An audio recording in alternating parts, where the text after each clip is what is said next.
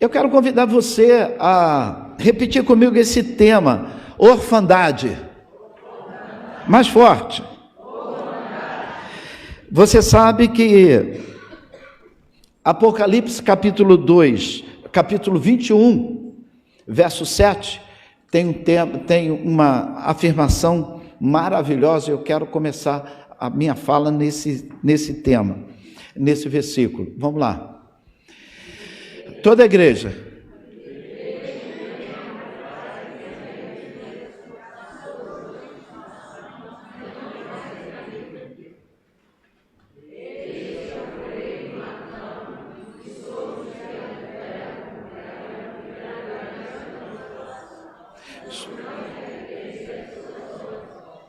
Bem, Novo Testamento, você encontra uma palavra fortíssima no livro de Apocalipse, porque eu costumo dizer que nós achamos que no Antigo Testamento Deus era um pai raivoso, um pai severo, e no Novo Testamento ele virou um vovô bonzinho. Então é o nosso pensamento. No Antigo Testamento, um vovô, um pai severo, e no Novo, um vovô bonzinho. A Bíblia diz que o Senhor faz algo para com os seus filhos, chamado benevolência. O Senhor, Ele dá tempo.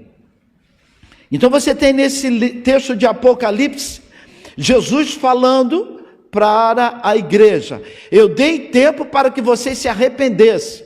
Só que a pessoa vai ganhando tempo, a pessoa está no pecado. Vamos pensar individualmente. Está fazendo a coisa errada e acha que Deus não está castigando. Não, está tudo certo, eu estou até prosperando.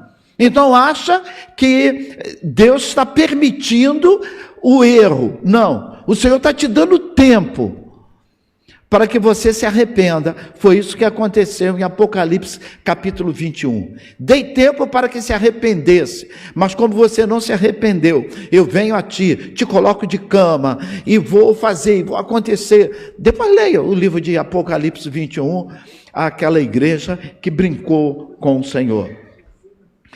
É muito bom saber que eu tenho um pai, mas é muito ruim quando você tem um pai omisso.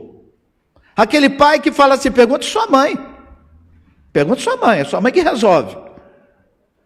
Quando já se viu isso? É o pai que resolve. Pai é pai. Ainda não mudou, não saiu de moda. O Senhor ainda continua chamando homens para serem pai. Porque o modelo que nós temos de pai é Deus. Deus me ama, me bota no colo, mexe alguém comigo para ver como ele vem para me proteger. Mas ele é pai. Ele tira o cinto lá da cintura também. Ele tem uma chinela havaiana também. Celestial, tá bom? Chinela, sandália havaiana celestial. Ele tem, eu estou dizendo que o Senhor, Ele disse assim: eu corrijo aquele que eu amo. Se eu não amo, vai cantando Zeca Pagodinho, deixa a vida me levar. Mas quem eu amo, eu corrijo, porque Ele é pai. Falar de orfandade é muito bom, no aspecto em que eu penso assim: não, Ele vai me botar no colo, Ele vai me proteger, vai, mas Ele vai puxar minha orelha também. Ele é pai. O modelo de pai da terra é o modelo de pai do céu. O Senhor não quer. Você conhece quando o pai é omisso. Os filhos viram monstrinhos. A professora não aguenta. A igreja, o pastor, a sociedade sofre com a criança que o pai é omisso. Porque a criança não tem limite. A criança pode tudo. A criança que você diz não faz, e a criança de vou fazer e faz mesmo. E a mãe cala a boca. Ah, pastor, mas hoje em dia a gente não pode bater mais, a gente não pode mais isso, não pode mais aquilo. Não pode exagerar como no passado se tinha. Espancamento. Isso nunca serviu para ninguém. Eu sofri, eu e minhas irmãs, com os espancamentos. Espancamento não resolve nada. Mas a correção é bíblico. A correção, o chinelozinho no bumbum, não faz mal a ninguém. Por isso que eu quero falar para você nessa manhã, continuar falando sobre essa paternidade. Por quê? Gênesis capítulo 3, verso 8, diz assim: andava no jardim na viração do dia, lá no jardim do Éden. Olhe para mim, preste atenção. O objetivo de Deus sempre foi ter relacionamento com o homem. O Senhor sempre quis ter relacionamento. A Bíblia diz que Ele nos predestinou para ter esse relacionamento. Ele me ama tanto que Ele quer ter esse envolvimento. Efésios capítulo 1, verso 5 diz assim: nos predestinou para Ele, para a adoção de filhos. Ele me predestinou para a adoção de filhos. Romanos 8, 29, também nos predestinou para sermos conforme a imagem do seu filho. Então, ou seja, ele tinha um filho e ele falou assim: olha, o Eliezer vai ser igual ao meu filho. Era o desejo dele que eu fosse igual ao filho dele do céu. Então, Deus é o nosso Pai, Ele nos ama. Ele sempre desejou que nós tivéssemos relacionamento, assim como Jesus tinha. Irmãos, olhe para mim, Jesus era filho de Deus. Jesus estava com Deus na fundação do mundo. Jesus conhecia tudo, sabia tudo. Mesmo assim, a Bíblia diz que Jesus conversava com o Pai. Jesus perguntava ao Pai. Jesus se relacionava com o Pai. E por que nós perdemos o relacionamento? Imagine se você fosse riquíssimo, não precisasse de dinheiro, não precisasse de nada. Quando é que você falaria com Deus? Você não precisa de nada. Então, meu relacionamento com Deus é para obter coisa. Eu tenho 3 filhos. Jamais eu poderia ter relacionamento com a Lília Cristina, essa que estava aqui do meu lado, se o relacionamento dela comigo era só para sugar, para obter alguma coisa minha. Isso não é relacionamento, é extorsão. E nós, às vezes, queremos nos relacionar com Deus para extorquir a Deus. E o negócio é tão sério que igrejas que têm essa viés estão superlotadas. Deve dar uns 10 templos desse, muito mais. Porque isso, eu vou extorquir Deus. E ensina como vai orar para arrancar de Deus. Isso não é relacionamento. O Senhor quer se relacionar comigo e contigo. O Senhor quer ser o seu Pai. Mas por que você não considera Deus como Pai? Pastor, eu considero. Não considera. 90% do auditório hoje, se começar a orar, não vai se dirigir a Deus como Pai. Talvez de tanto eu ficar batendo nessa tecla, a gente muda. Mas todos nós aprendemos a orar. E tinha aqueles irmãos do passado que fazia aquela abertura da oração linda, né? Maravilhosa, amantíssimo Deus, glorioso Pai, Deus do nosso Senhor e Salvador, e no Deus e não sei o quê. Então, ou seja, cada vez eu vou ficando mais distante dele, mais distante. E na realidade, Jesus me ensina a orar assim: quando fores orar, diga: Pai nosso, que está no céu. A Bíblia me convida a olhar Deus como Pai. nos predestinou para Ele, para a adoção de filho, mas também nos predestinou para sermos conforme a sua imagem, a imagem do Filho, conduzindo muitos filhos para a glória. Na verdade, a palavra predestinar significa dar destino antecipado, ou seja, antes da fundação do mundo, Deus já tinha proposto no coração ter uma família e ter filhos, fazendo todos nós participantes da sua glória, da sua herança. Deus nos criou para sermos filhos. O Senhor não te criou para ser escravo. O Senhor não te criou para viver na escravidão de Satanás, para viver pedindo esmola espirituais. O Senhor não te predestinou para isso. Foi assim com Adão. O Senhor pega Adão, coloca no Éden, e não foi para ele ser jardineiro ali do jardim do Éden, mas ele foi para que seja filho. Quando ele estava formando o homem, ele disse assim: façamos o homem à nossa imagem e à nossa semelhança. Então o Senhor o fez. No deserto, o povo de Israel, o Senhor diz em Isaías capítulo 43, verso 6, ele diz assim: direi ao norte, entrega, ao sul, não retenha, de longe traga os meus filhos dos confins da terra. Jeremias 3, verso 20, Jeremias 31, verso 20, não é Efraim o meu filho querido? O filho em quem tenho prazer? Cada vez que eu falo sobre ele, mais intensamente eu me lembro dele. Olha, Deus falando disso. Cada vez que eu falo desse meu filho, mais eu me lembro dele. Só falta ele dizer assim: cada vez que eu pego a foto desse filho, eu começo a chorar de saudade.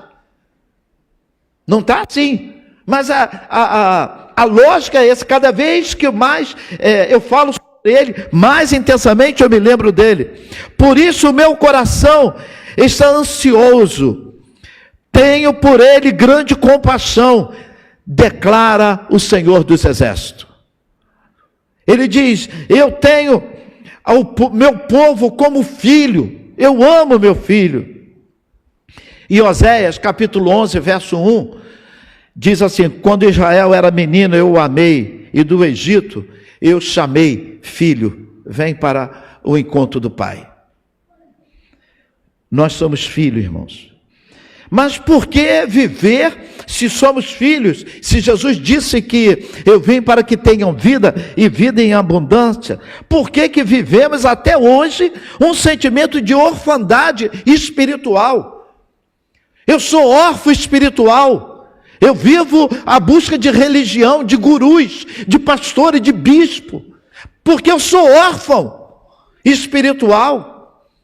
Eu não posso transferir para pastor nenhum, para bispo nenhum, para padre nenhum, para pai de santo nenhum, para autoridade nenhuma, esse sentimento de dependência de Deus.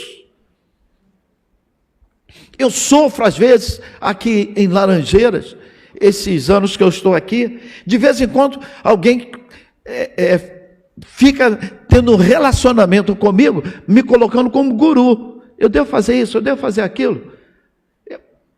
Eu vou, assim, com paciência, ainda mais quando a pessoa é muito nova, na fé, até que eu chamo: vem cá. Se você for seguir o meu caminho, você vai cair num buraco. Não siga. Eu quero que você dependa de Deus. Ore ao Senhor. É o Espírito Santo que vai te guiar. Pare de buscar guru. Pare de buscar a irmã que ora, o irmão que ora, a pessoa que faz, a pessoa... Não faça isso. Pessoas que saem, viajam, vai não sei aonde, porque tem alguém lá que dá revelação. Em nome de Jesus, cresça. Cresça. Até quando vai ser menino tomando leitinho? Você é filho, e filho conversa com pai. Tome posição de filho. Jesus morreu na cruz, ele veio nos resgatar, porque tinha se quebrado o laço de filho. E eu quero que você entenda que você não está órfão. Sentimento de orfandade não pode fazer parte do seu coração. Toda vez, quando você tiver esse sentimento de solidão, tristeza, que você não sabe qual é sentimento de orfandade. É espiritual. Aí você corre para o psiquiatra, para o terapeuta, e eles não sabem. Só o teu joelho em terra que vai te responder. Domingo passado, eu não sei quando eu preguei isso, foi domingo passado ou retrasado? Passado. Então, domingo passado eu falei que eu, às vezes, imagina um problemaço, uma dificuldade muito grande, e eu estou chorando e tudo, e às vezes eu chego para Deus e falo assim: Pai, eu não tenho palavra, deixa eu ficar no teu colo.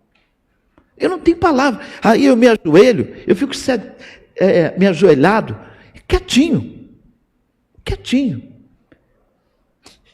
Que conforto. Que conforto. Ele não precisa falar nada. Eu deliro na maionese, né? Eu já gosto de imaginar, já imagino a mão dele aqui no meu cabelo, catando algum preto. Eu falo: Senhor, não tem nenhum preto. Eu quero dizer, minha irmã, Ele é teu Pai. Ele é teu Pai.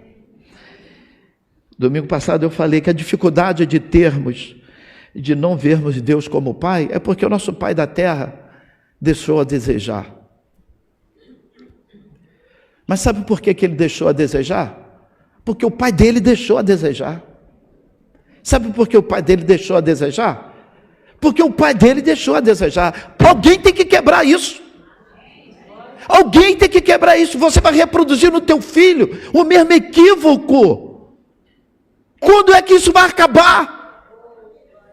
Alguém tem que acabar. E chega, não passa de mim. Eu vou ser diferente.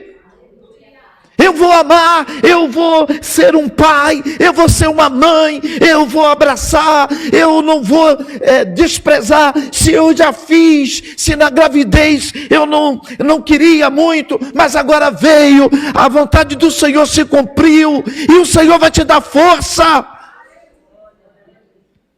Eu quero dizer para você, você que não é pai ainda, jovem, não abra mão disso. Você é pai, daqui a pouco você vai ser avô. Que coisa boa. Que coisa boa. É de Deus esses sentimentos. Você ser mãe, sabendo que o filho corre para a mãe, quer saber da mãe, está passando por dificuldade, é a mãe. Mais 5 minutos eu termino. A Bíblia diz que o Senhor, Ele se revela em nossos corações. O conhecimento é no intelecto. E a gente chama do nosso intelecto as revelações do Senhor. Mas o que o Senhor quer fazer é se revelar no Espírito. Não no meu intelecto. Então eu digo assim, no meu coração. O Senhor quer se revelar comigo, na minha alma. Ele quer falar. Ele quer falar o meu espírito, Ele quer falar o meu corpo. E tudo passa quando o meu espírito se aproxima de Deus. Quando eu sou nova criatura.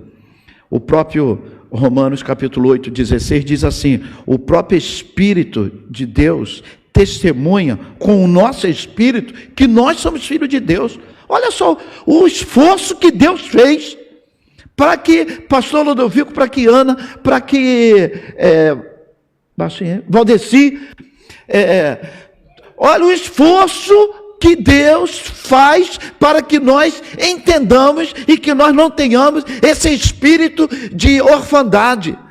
O próprio Espírito de Deus testifica em nosso espírito que nós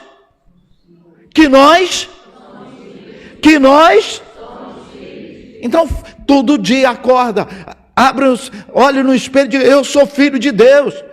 mesmo com a cara toda amarrotada, que não tomou banho ainda, não lavou o rosto, mas o Senhor te ama mesmo assim. Romanos 8,16, o próprio Espírito de Deus testifica no nosso espírito que somos filhos de Deus. Você é filho de Deus. Fala para a pessoa que está do seu lado: você é filho de Deus. Com coragem, com eloquência.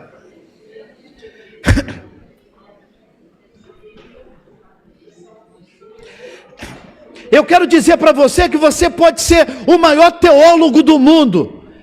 Tem homens que são... O camarada come as enciclopédias. O camarada é um teólogo, sabe? Cita qualquer teólogo alemão, foram os melhores. Cita os teólogos americanos. O camarada come os livros. O camarada entende, cita versículo da Bíblia. Você pode ser o maior teólogo do mundo, mas se não tiver intimidade com Deus, nada. Isso não significa nada. O que significa é você ter intimidade com o Pai.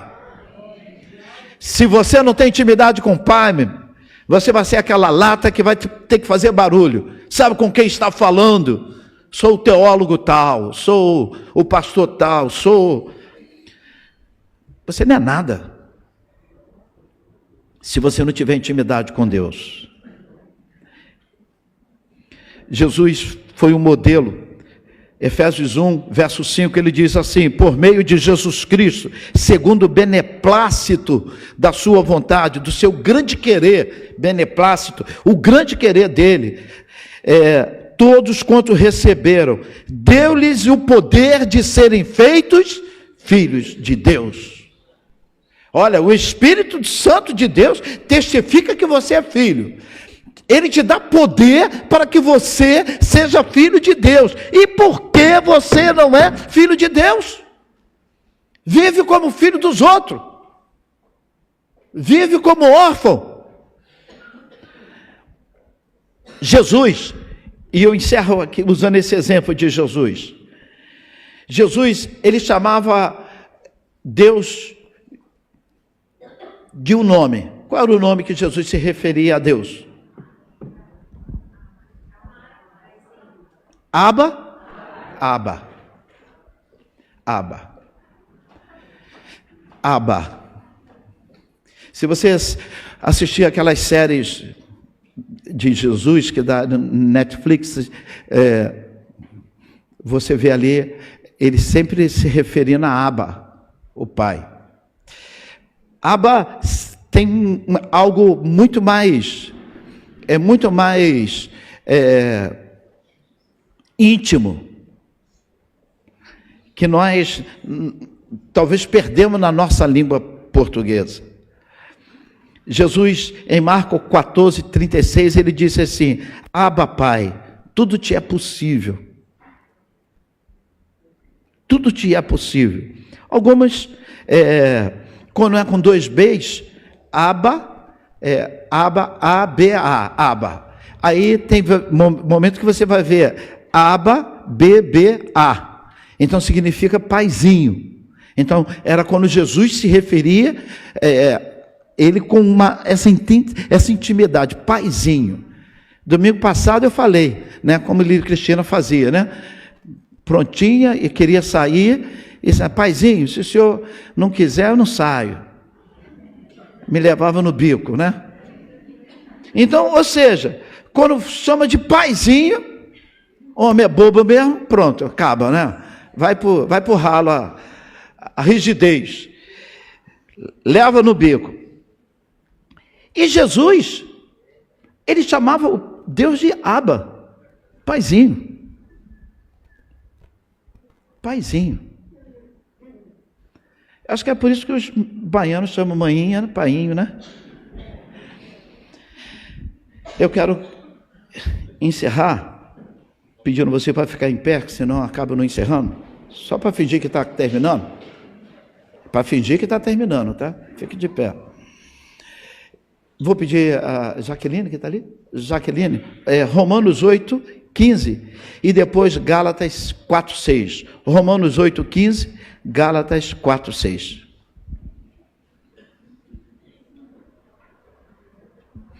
E eu quero convidar para que nós leiamos esses 2 versículos.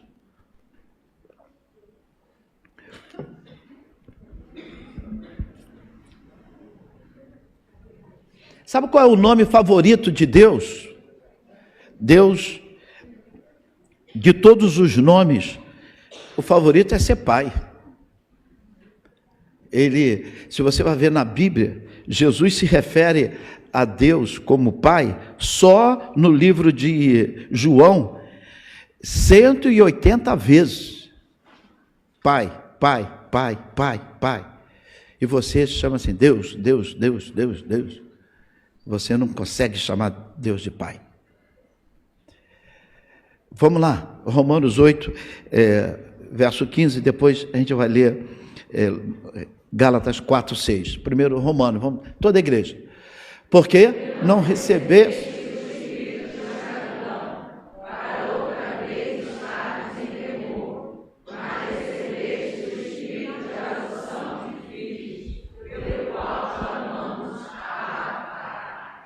Que é? Pai querido, né? Esse pai diferenciado. Gálatas 4, verso 6. Olha que o apóstolo Paulo diz, você não recebeu o espírito de escravidão. Você não é escravo. Não é um relacionamento ofensivo. Não é um relacionamento tóxico. O que o Senhor está querendo é um relacionamento de pai e filho. Gálatas 4, 6, toda a igreja.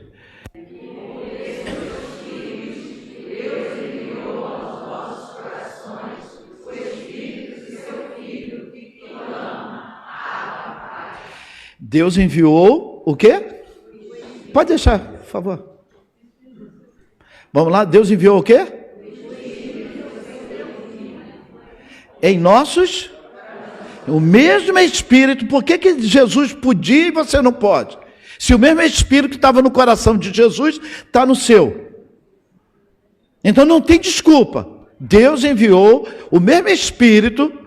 Ele viu que o Pai, que Jesus se relacionava com ele. Ele diz, é esse o modelo que eu quero. Eu quero que Eliezer me trate da mesma maneira que o meu filho mais velho, o Jesus, me trata.